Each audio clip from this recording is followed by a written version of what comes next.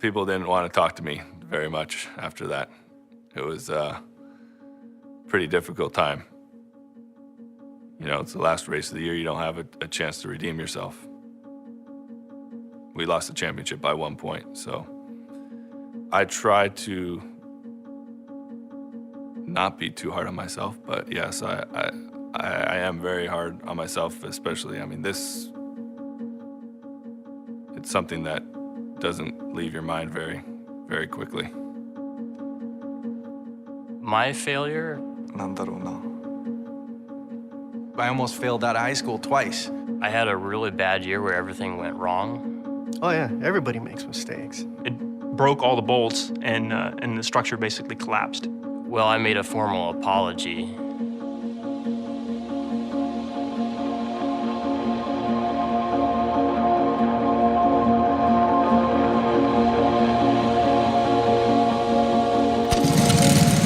I can remember when I was out at the go-kart track one day, you know, you use a stopwatch and time the lap, and I remember I kept giving myself like 1 second less. Like, okay, was that 41 seconds that time? Was that 40 seconds that time to get around? I like to be able to see the improvement, and with racing, it's very obvious. You know, I can see the direct result of my effort. We're in Homestead, Florida. This is my first IndyCar race, then there was a crash. I don't remember anything, but the car was on fire, and, you know.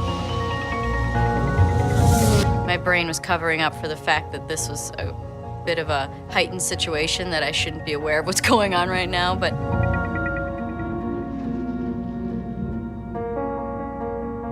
I woke up in the medical center, and there was a bright light above me, and Father Bob is over here to the left, and I've got needles in my arm, and, you know, it's, so that was probably the worst moment.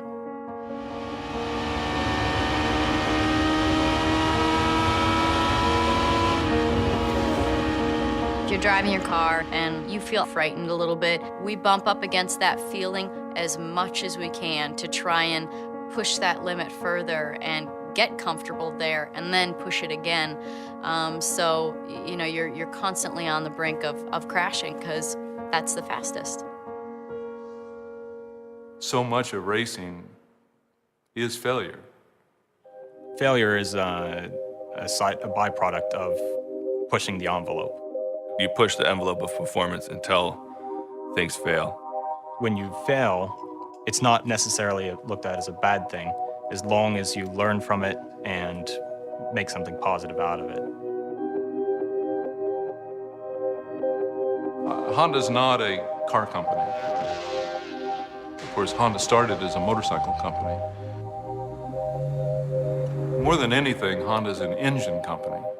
From the president on down, throughout its history, it's been engineering-oriented. Engineers, for better or worse, always want to change things and advance. これはね、もう全てが本田宗一郎の要求そのものが全てそういうことになってます。ですから、まあ100回トライして、99回失敗してもいいんだと。本田宗一郎の考え方そのものが、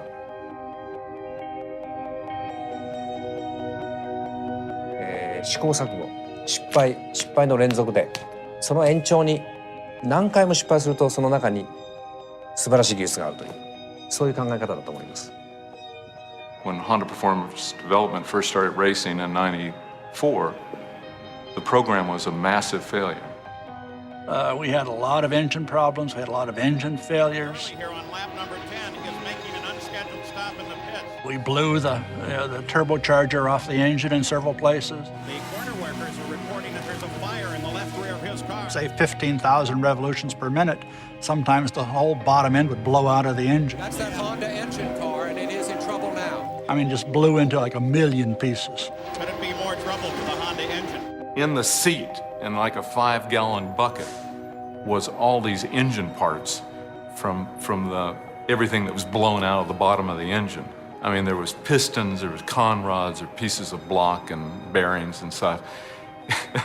And one of the Japanese engineers that was here on assignment was all concerned because he was afraid that there were other pieces of the engine out there on the racetrack that they failed to pick up.